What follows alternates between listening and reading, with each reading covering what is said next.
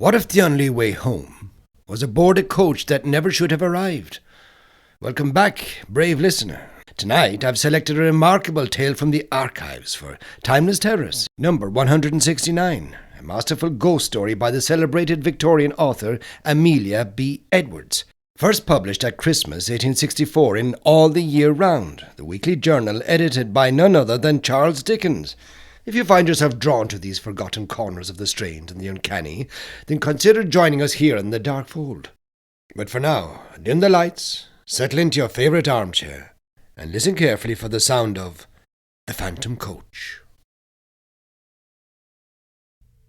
The circumstances I'm about to relate to you have truth to recommend them. They happened to myself, and my recollection of them is as vivid as if they had taken place only yesterday. 20 years, however, have gone by since that night. During those 20 years I have told the story to but one other person. I tell it now with a reluctance which I find it difficult to overcome. All I entreat, meanwhile, is that you will abstain from forcing your own conclusions upon me. I want nothing explained away. I desire no arguments. My mind on this subject is quite made up, and having the testimony of my own senses to rely upon, I prefer to abide by it. Well, it was just 20 years ago, and within a day or two of the end of the grouse season. I had been out all day with my gun, and had had no sport to speak of. The wind was due east, the month December, the place a bleak wide moor in the far north of England, and I had lost my way. It was not a pleasant place in which to lose one's way, with the first feathery flakes of a coming snowstorm just fluttering down upon the heather, and the leaden evening closing in all around. I shaded my eyes with my hand, and stared anxiously into the gathering darkness, where the purple moorland melted into a range of low hills, some 10 or 12 miles distant. Not the faintest smoke wreath, not the tiniest cultivated patch, or fence, or sheep track, met my eyes in any direction. There was nothing for it but to walk on, and take my chance of finding what shelter I could by the way. So I shouldered my gun again, and pushed wearily forward, for I had been on foot since an hour after daybreak, and had eaten nothing since breakfast. Meanwhile the snow began to come down with ominous steadiness, and the wind fell. After this the cold became more intense, and the night came rapidly up. As for me, my prospects darkened with the darkening sky, and my heart grew heavy as I thought how my young wife was already watching for me through the window of our little inn parlour, and thought of all the suffering in store for her throughout this weary night. We had been married 4 months, and having spent our autumn in the Highlands, were now lodging in a remote little village situated just on the verge of the great English moorlands. We were very much in love, and of course very happy. This morning, when we parted, she had implored me to return before dusk, and I had promised her that I would. What would I not have given to have kept my word? Even now, weary as I was, I felt that with a supper, an hour's rest, and a guide, I might still get back to her before midnight, if only guide and shelter could be found. And all this time, the snow fell and the night thickened. I stopped and shouted every now and then, but my shout seemed only to make the silence deeper. Then a vague sense of uneasiness came upon me, and I began to remember stories of travellers who had walked on and on in the falling snow until, wearied out, they were fain to lie down and sleep their lives away. Would it be possible, I asked myself, to keep on thus through all the long dark night? Would there not come a time when my limbs must fail and my resolution give way? When I too must sleep the sleep of death? Death! I shuddered. How hard to die just now, when life lay so bright before me. How hard for my darling, whose whole loving heart, but that thought was not to be borne. To banish it, I shouted again, louder and longer, and then listened eagerly. Was my shout answered, or did I only fancy that I heard a far-off cry? I hallooed again, and again the echo followed. Then a wavering speck of light came suddenly out of the dark, shifting, disappearing, growing momentarily nearer and brighter. Running towards it at full speed, I found myself, to my great joy, face to face with an old man and a lantern. Thank God! was the exclamation that burst involuntarily from my lips. Blinking and frowning, he lifted his lantern and peered into my face. "What for?" growled he, sulkily. "Well, for you. I began to fear I should be lost in the snow." Then, folks do get cast away hereabouts for time to time, and what's to hinder you from being cast away likewise, if the Lord so minded?" "If the Lord is so minded, then you and I shall be lost together, friend. We must submit," I replied, "but I don't mean to be lost without you. How far am I now from Dwolding?" "A good 20 mile, more or less." "And the nearest village?" "The nearest village is Wyke, and that's 12 mile t'other side." "Where do you live, then?" "Out yonder," said he, with a vague jerk of the lantern. "You're going home, I presume?" "Maybe I am." "Then I'm going with you." The old man shook his head and rubbed his nose reflectively with the handle of the lantern. "It ain't no use," growled he. "He won't let you in, not he." "We'll see about that," I replied briskly. "Who is he?" "The master." "Who is the master?" "That's nowt to you," was the unceremonious reply. "Well, you lead the way, and I'll engage that the master shall give me shelter and a supper tonight." "Hey, you can try him," muttered my reluctant guide, and, still shaking his head, he hobbled gnome-like away through the falling snow. A large mass loomed up presently out of the darkness, and a huge dog rushed out, barking furiously. "Is this the house?" I asked. "Aye, it's the house. Down, Bay." And he fumbled in his pocket for the key. I drew up close behind him, prepared to lose no chance of entrance, and saw that in the little circle of light shed by the lantern that the door was heavily studded with iron nails, like the door of a prison. In another minute he had turned the key, and I had pushed past him into the house. Once inside, I looked round with curiosity and found myself in a great raftered hall, which served apparently a variety of uses. One end was piled to the roof with corn like a barn.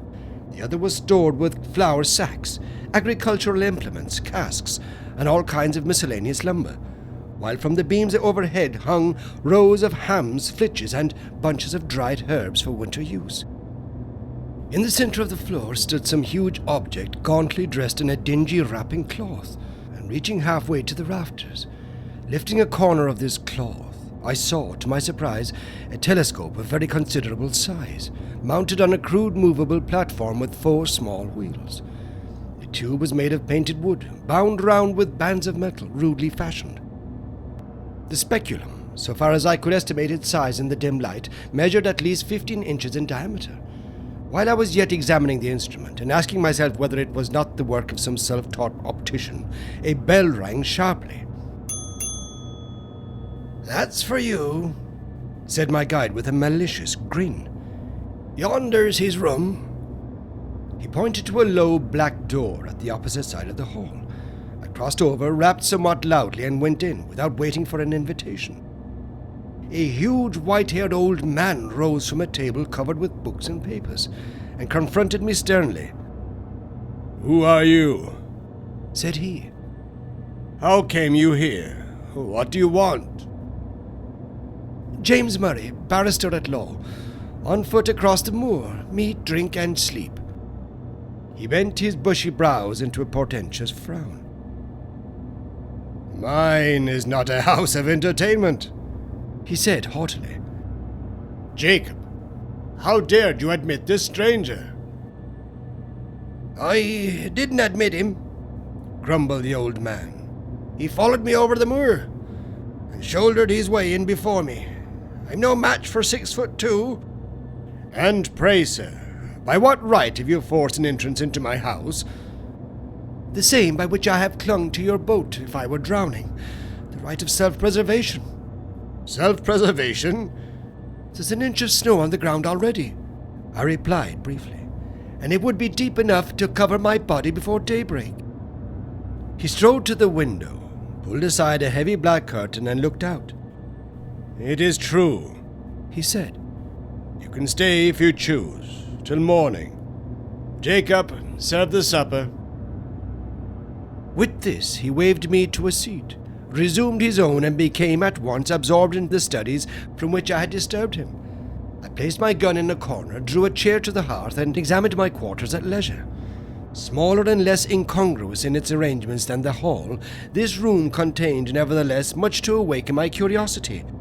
The floor was carpetless, the whitewashed walls were in parts scrawled over with strange diagrams, and in others covered with shelves crowded with philosophical instruments, the uses of many of which were unknown to me. On one side of the fireplace stood a bookcase filled with dingy folios. On the other, a small organ fantastically decorated with painted carvings of medieval saints and devils.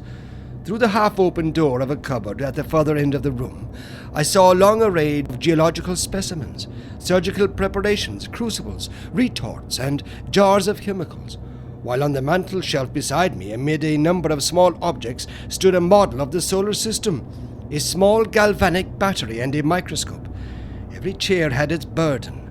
Every corner was heaped with books. The very floor was littered over with maps, casts, papers, tracings, and learned lumber of all conceivable kinds. I stared about me with an amazement increased by every fresh object upon which my eyes chanced to rest. So strange a room I had never seen, yet seemed it stranger still. To find such a room in a lone farmhouse amid those wild and solitary moors. Over and over again I looked from my host to his surroundings, and from his surroundings back to my host, asking myself who and what he could be. His head was singularly fine, but it was more the head of a poet than of a philosopher, broad in the temples, prominent over the eyes, and clothed with a rough profusion of perfectly white hair. It had all the ideality of much of the ruggedness that characterizes the head of Louis von Beethoven. Were the same deep lines about the mouth, and the same stern furrows in the brow. There was the same concentration of expression. While I was yet observing him, the door opened, and Jacob brought in the supper. His master then closed his book, rose, and with more courtesy of manner than he had yet shown, invited me to the table. A dish of ham and eggs, a loaf of brown bread, and a bottle of admirable sherry were placed before me. "I have but the homeliest farmhouse fare to offer you, sir," said my entertainer. "Your appetite, I trust, will make up for the deficiencies of our larder."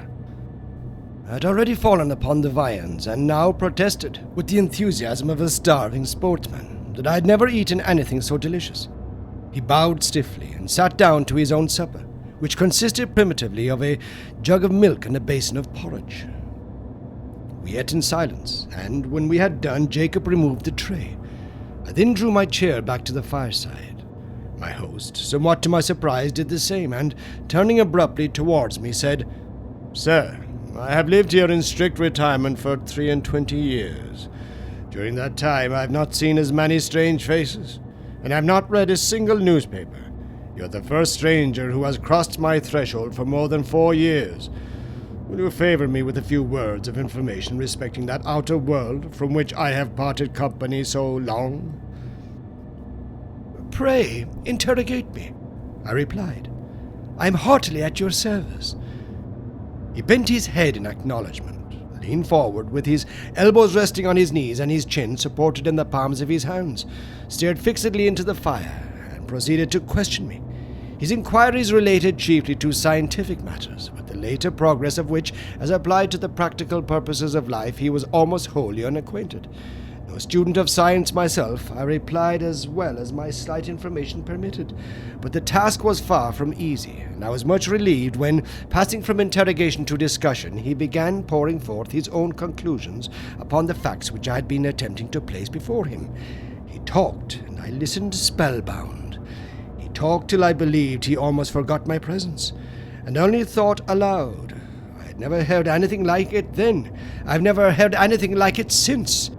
Familiar with all systems of all philosophies, subtle in analysis, bold in generalization, he poured forth his thoughts in an uninterrupted stream, and, still leaning forward in the same moody attitude with his eyes fixed upon the fire, wandered from topic to topic, from speculation to speculation, like an inspired dreamer, practical science to mental philosophy, from electricity in the wire to electricity in the nerve, from Watts to Mesmer, from Mesmer to Reichenbach, from Reichenbach to Swedenborg, Spinoza, Condillac, Descartes, Berkeley, Aristotle, Plato, and the Magi and mystics of the East, were transitions which, however bewildering in their variety and scope, seemed easy and harmonious upon his lips as sequences in music.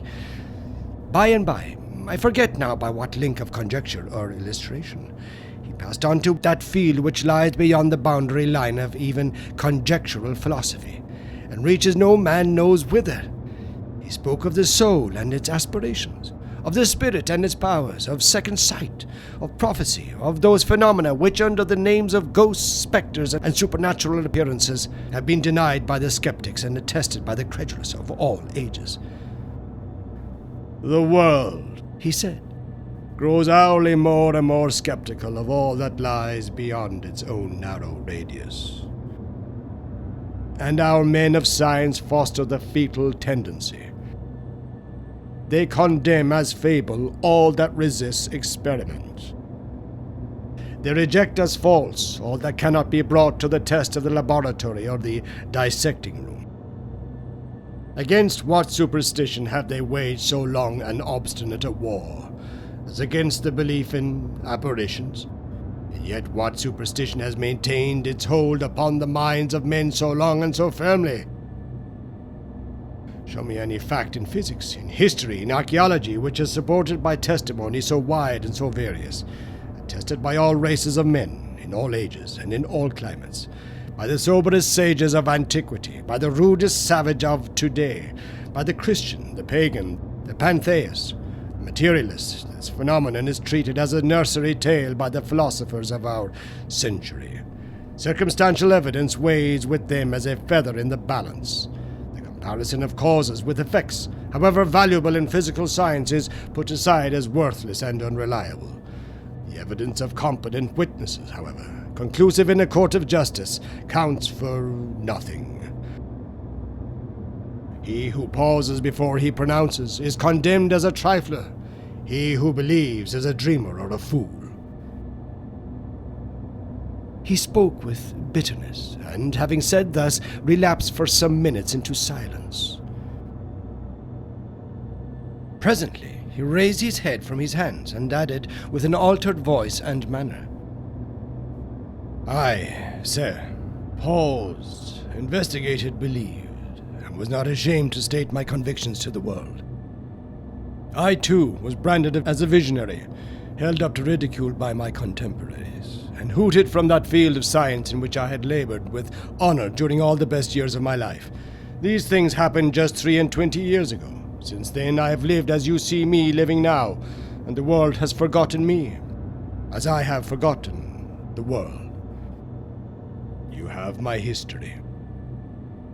"It is a very sad one," I murmured, scarcely knowing what to answer. "It is a very common one," he replied. "I have only suffered for the truth, as many a better and wiser man has suffered before me." He rose, as if desirous of ending the conversation, and went over to the window. "It has ceased snowing," he observed, as he dropped the curtain and came back to the fireside. "Ceased?" I exclaimed, starting eagerly to my feet. "Oh, if it were only possible, but no, it is hopeless. Even if I could find my way across the moor, I could not walk 20 miles tonight." "Walk 20 miles tonight?" repeated my host. "What are you thinking of?" "Of my wife," I replied impatiently. "Of my young wife, who does not know that I have lost my way, and who is at this moment breaking her heart with suspense and terror." "Where is she?" "At Dwolding, 20 miles away." "At Dwolding," he echoed thoughtfully.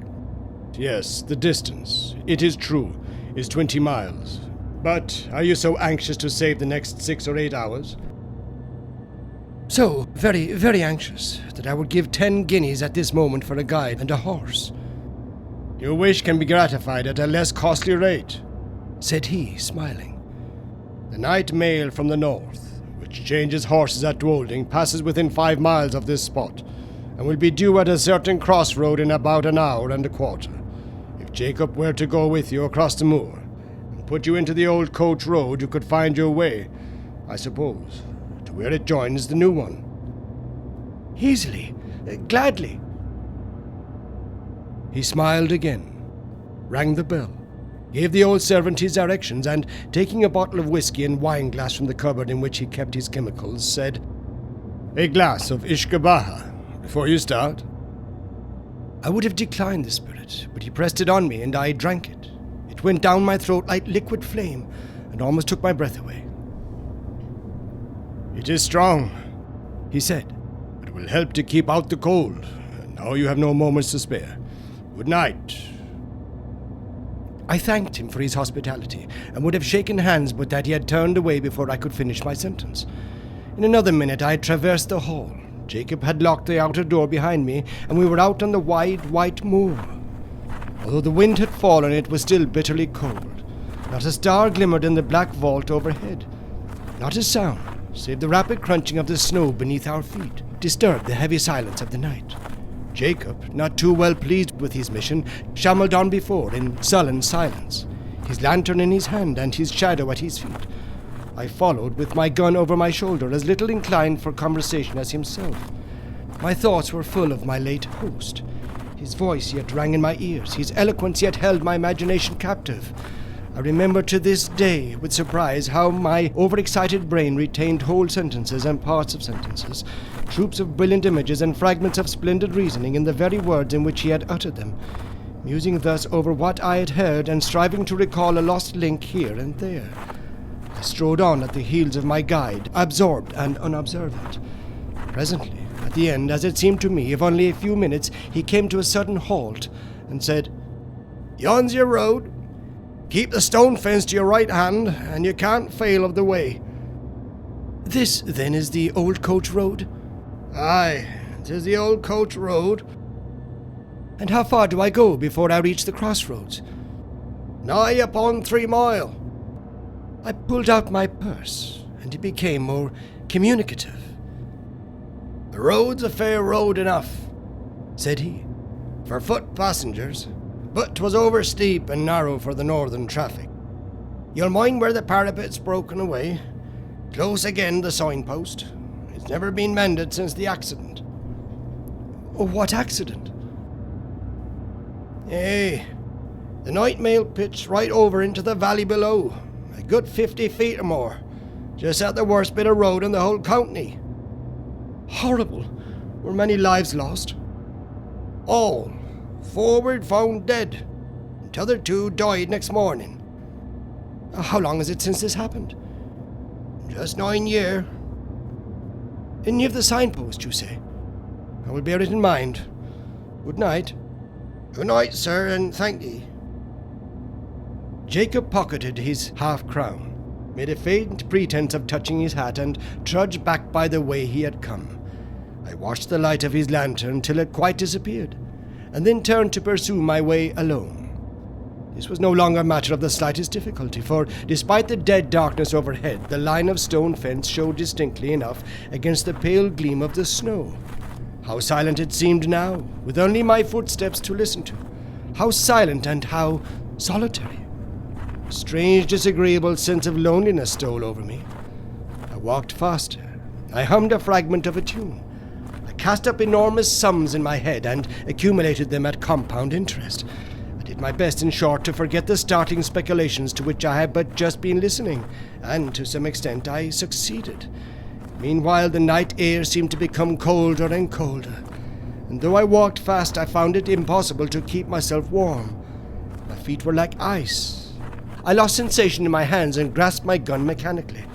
I even breathed with difficulty, as though, instead of traversing a quiet north country highway, I were scaling the uppermost heights of some gigantic Alp. This last system became presently so distressing that I was forced to stop for a few moments and lean against a stone fence.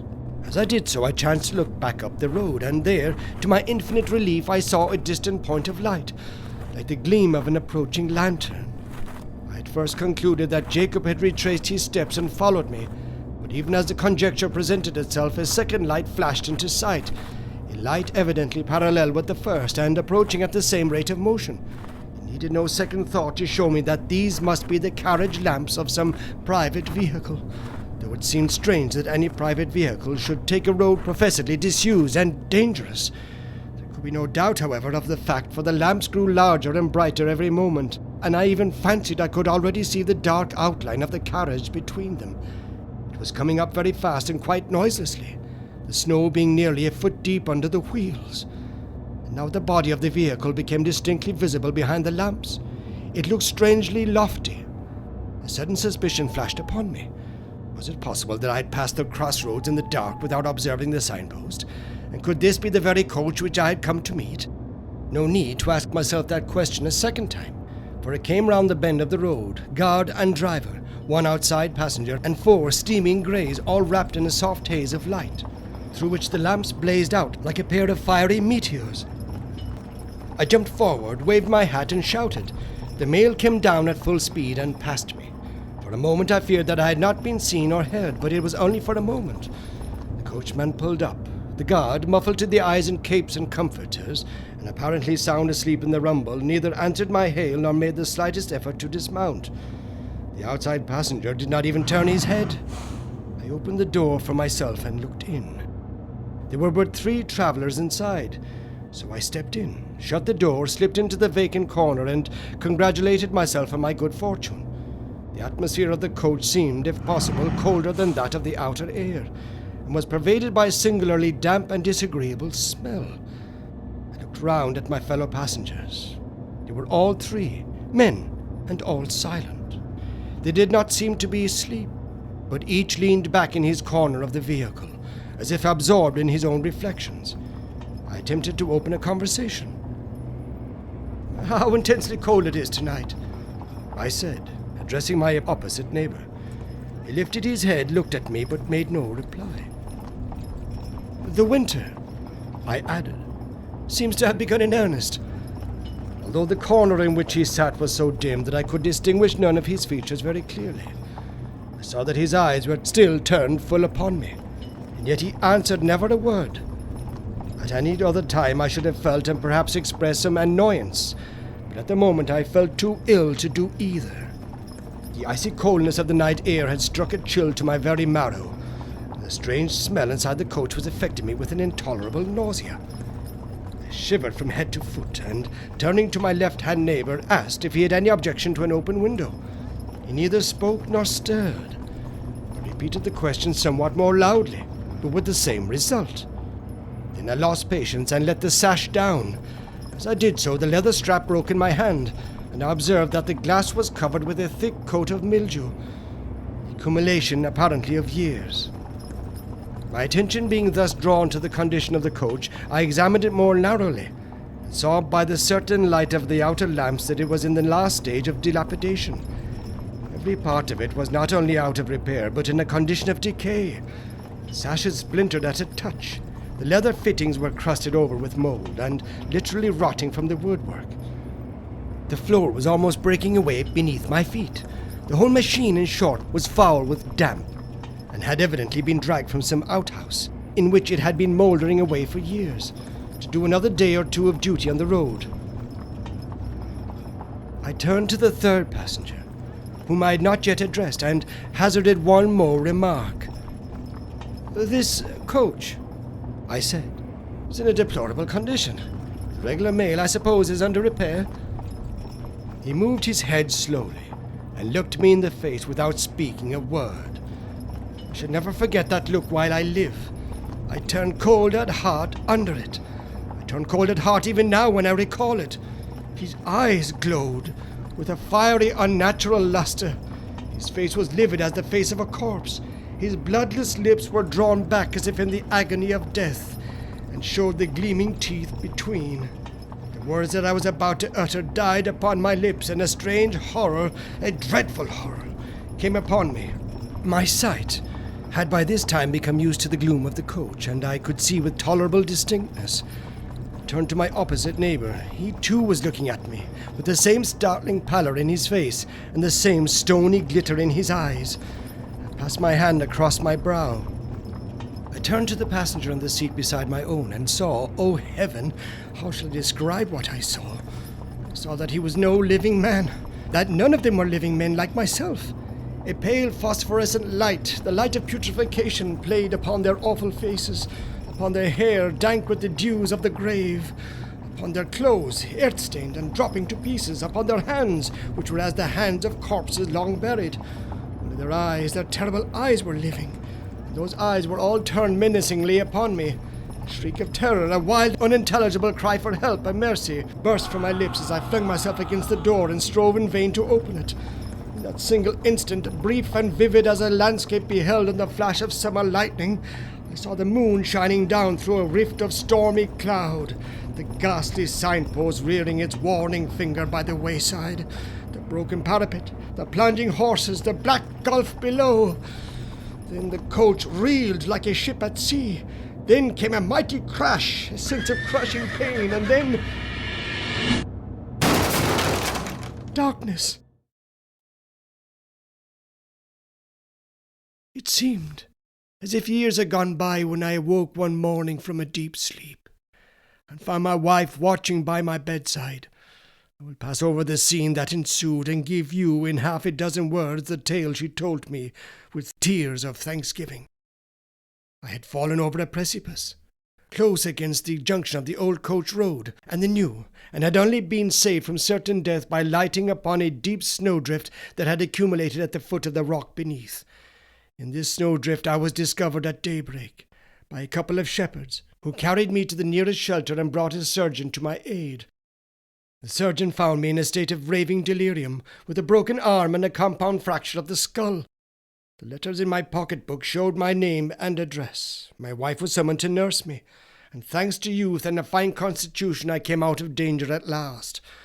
The place of my fall, I need scarcely say, was precisely that at which a frightful accident had happened to the North Mail 9 years before. I never told my wife the fearful events which I had just related to you. I told the surgeon who attended me, but he treated the whole adventure as a mere dream born of the fever in my brain. We discussed the question over and over again until we found that we could discuss it with temper no longer, and then we dropped it. Others may form what conclusions they please. I know that 20 years ago I was the fourth inside passenger in that phantom coach.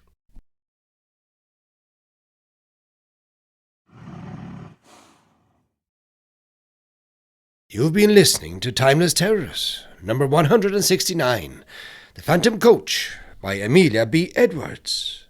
If you've enjoyed this journey into the strange, the ghostly and the unexplained, and wish to explore more forgotten treasures from our archives, we'd be honoured to have you join us here in the Dark Fold. Until our next discovery, stay safe. And remember, the night has 1,000 eyes. Good night.